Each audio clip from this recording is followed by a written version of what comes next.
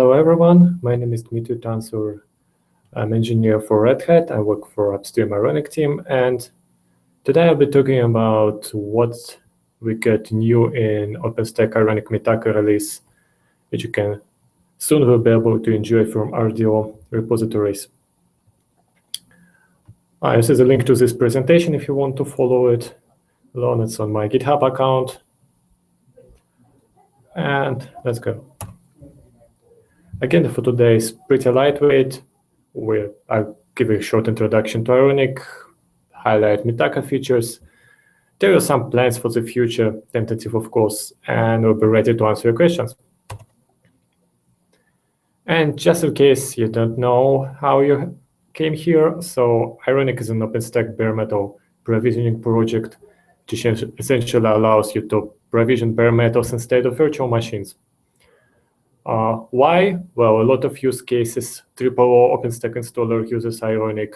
You can use Ironic for instances that require bare metal access, such as databases or applications that require access to your video card and things like that. The Ironic is represented in RDO in plenty of packages. These are only the most important ones. OpenStack Ironic API is our API service. Conductor is one more service doing most of provisioning work. We have a client application containing a Python Ironic client package. There is a separate service called Ironic Inspector. It is specifically dedicated for hardware introspection. I won't be talking much about it this time because I plan on a separate talk on this on the OpenStack Summit in Austin, and then I'll probably repeat it here on RDO Hangouts. Ironic Inspector has its own client represented by Python Ironic Inspector client package. And finally, we have one more important package called OpenStack Ironic Python Agent, which is a basis for all our RAM disks. Big red warning applies. You do not want to install this package on your usual system, only on RAM disk. We really do not want to do that. Now let's really talk about new things that we introduced during the Mitaka cycle. My personal highlights for this release is first manual cleaning. Judging by manual, you can probably guess that we used to have, and we definitely have, automated cleaning, which is a process for automatically preparing instances to be used for deployment.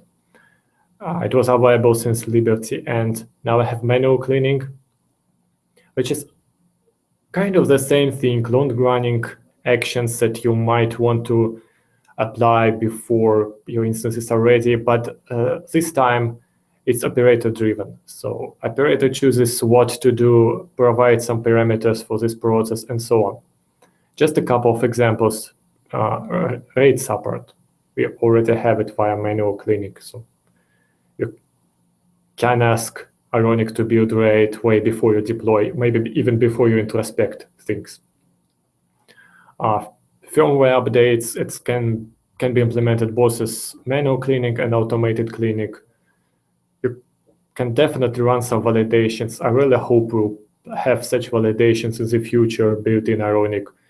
I know there are folks who work for validation frameworks in OO, so it may happen one day. We have them part of manual cleaning. Actually, for every clean step that is possible, and possible clean steps are driver specific, you can specify via configuration whether it will be automated step or manual step. So it's a matter of priority. For each clean step, there is an option called priority. And if you set it to something more than 0, it will be automated cleaning. Part of automated cleaning, it will run every time you're preparing your instance for deployment. If you set it to 0, it will be only available manually.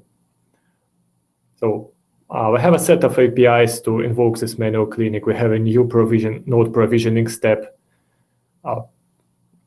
new verb, provisioning verb, etc., etc. I've provided a link to the detailed description of this process. My second highlight here is UEFI support. We used to have it for a plain PXE, but plain PXE as opposed to iPXE maybe not the best production default because it uses TFTP protocol, which is unreliable on scale. We had support for iPXE for quite some time. We had support for UEFI for quite some time. This release, we made them work together. It's a great step forward, for example, for Triple, which defaults to using iPXE. And again, I've provided a link in my presentation if you want to check any details about this awesome feature and how to configure it. It's a bit tricky, but still. Now, to smaller changes. First, let's cover what interesting things happened to our deployment process. We got explicit support for specifying the disk label, and disk label usually means MBR or GPT. I personally find word label a bit confusing here, but that's it. So previously we did it implicitly, so GPT was used for UEFI support, and it always create MBR otherwise. Now you can request it by setting a specific capability on a node. And again, documentation link follows. We extended our root device hint support. What is root device hints? Root device hints are properties of a node that define which of several hard drives will be used for the root device of a node. The default logic is pretty simple. Probably you don't want to rely on it. So if I have several hard drives, you want to set these flags on your node, these properties, which will help our RAM disk to find the disk you plan for deployment. Previously, we had, I think, size, WWN, serial number, and a couple more. This release, they were extended with 3 more WWN vendor extension, with WWN with extension. So it's WWN plus WWN vendor extension. And we introduced support for using device name. Again, a big red warning applies. Device names are not reliable. Yes, they are very convenient, but they can change after kernel update or just after reboot. So this feature is primary for using with RAID. So with RAID, the device name may be much more predictable than just with a typical hard drive. So that's why. Next steps. We got support for iPXE timeout for fetching images. So some people reported problem when iPXE wasn't able to fetch the image from the first attempt. It just gave up and did nothing until the deployment times out. So now you can set the iPXE timeout option in our configuration file. And after this timeout, the node will probably be rebooted again and retry the iPXE boot. So in such cases, it will help your deployment to go forward. We landed experimental support for providing Newton with IPv6 flag, allowing us to use IPv6 for PXE booting. It's experimental. I don't think it got wide testing, so be careful with it, but it's definitely an important step forward for supporting IPv6 with deployment. And our final change is, again, iPXE related. Some distributions have pretty old iPXE ROM. A notable example is CentOS 7. The iPXE ROM there is from 2013, and it lacks a couple of important features and bug fixes for us. So starting with this release, we provide some workarounds that make such ROMs work better and make new ROMs work better simultaneously.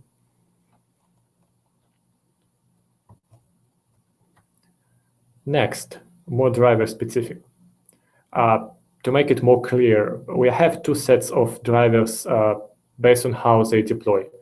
The default drivers, which you probably used if you use Triple or just used Ironic, they start with PXE or iSCSI prefix, and they are based on iSCSI technology. So when the RAM disk boots, it publishes the root device as iSCSI share and then ironic conductor deploys to it. That's one approach. Another approach is based on creating a Swift temporary URL, and then the RAM disk fetches the image from this temporary URL and flashes it on the root device. They both have their advantages and disadvantages. However, this is the list of changes. For iSCSI-based drivers, we got support for cleaning and RAID. It's still not completely ready to use because it all depends on which tools are installed on RAM disk. Just an example, for example, HP RAID support requires a proprietary tool to be installed on your RAM disk. We, of course, can't ship it in RDO.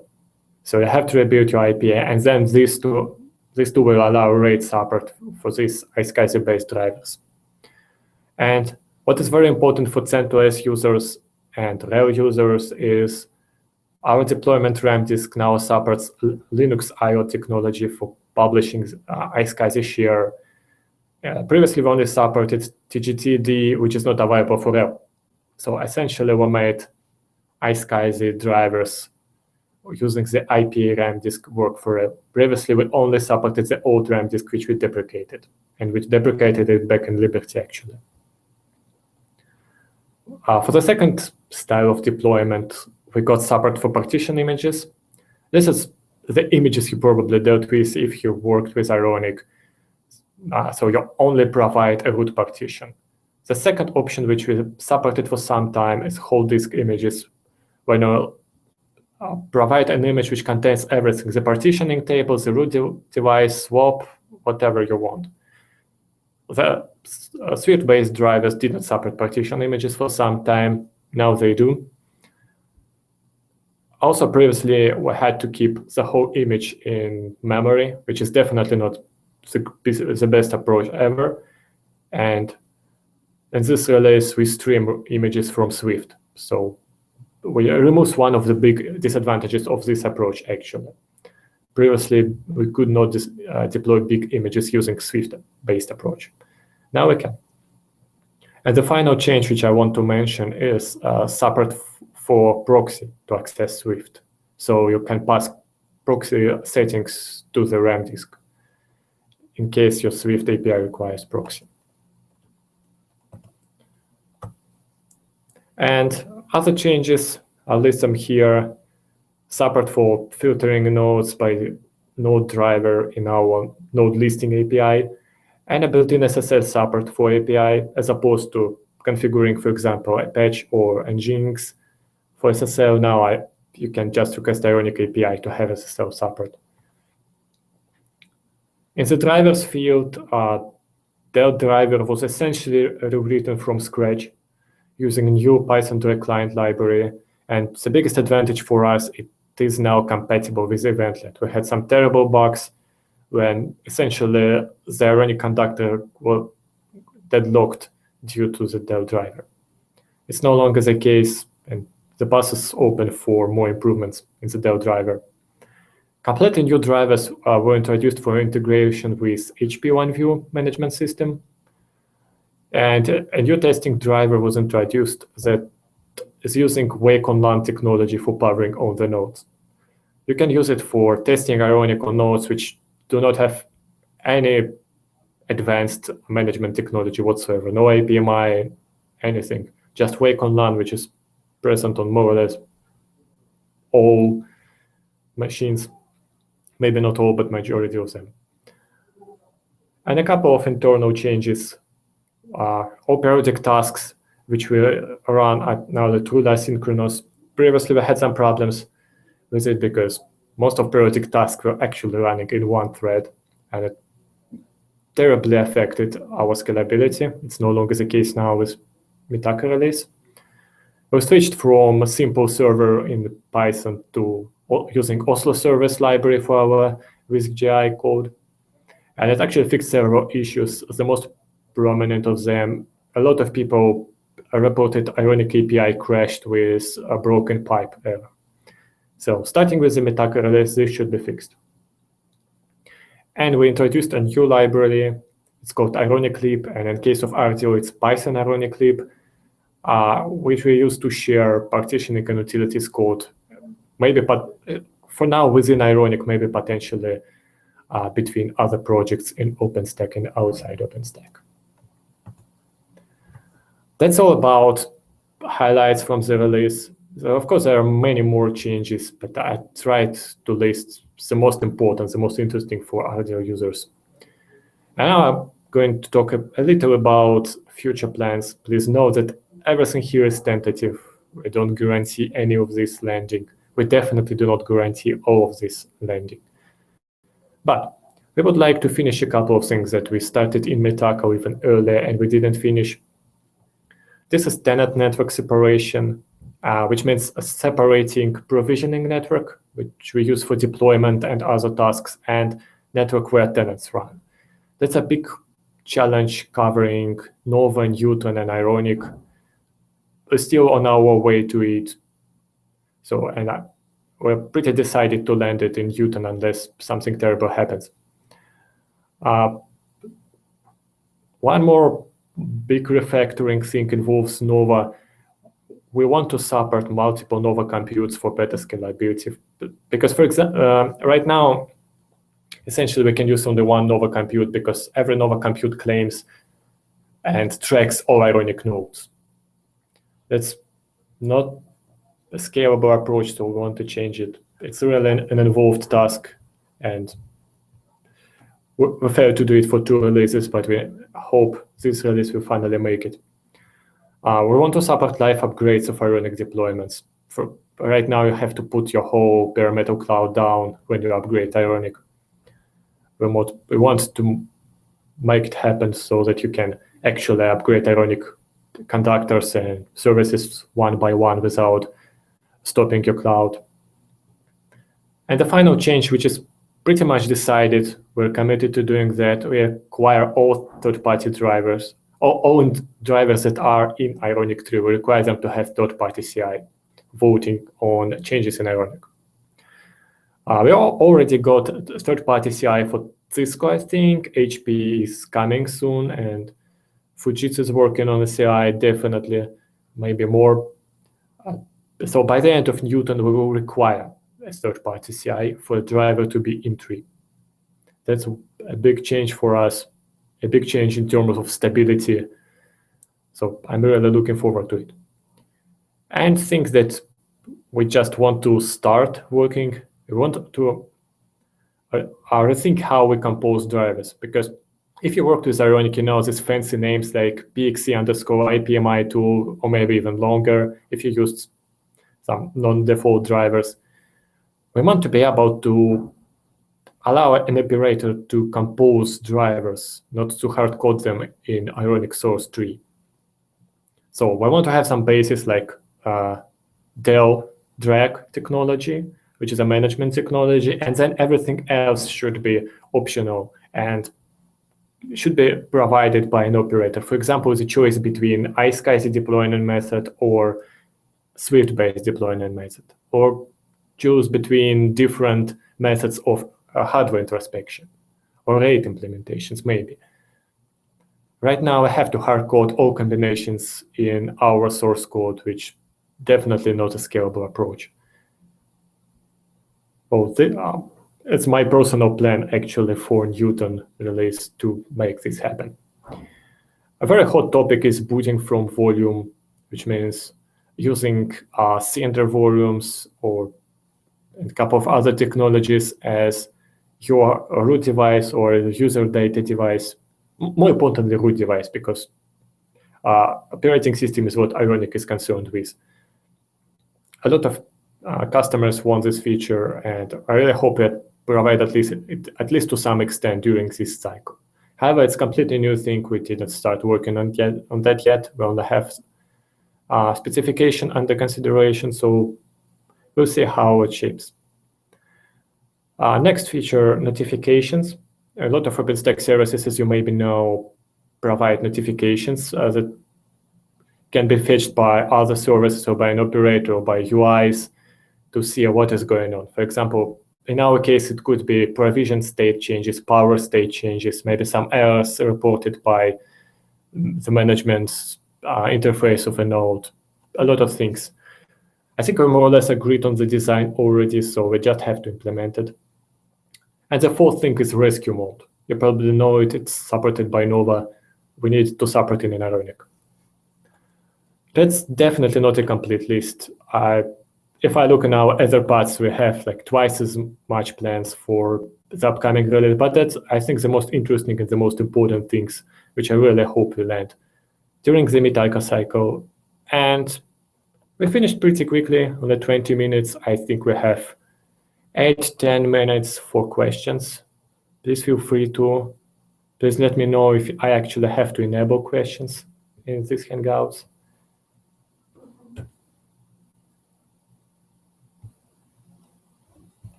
Okay, no questions here.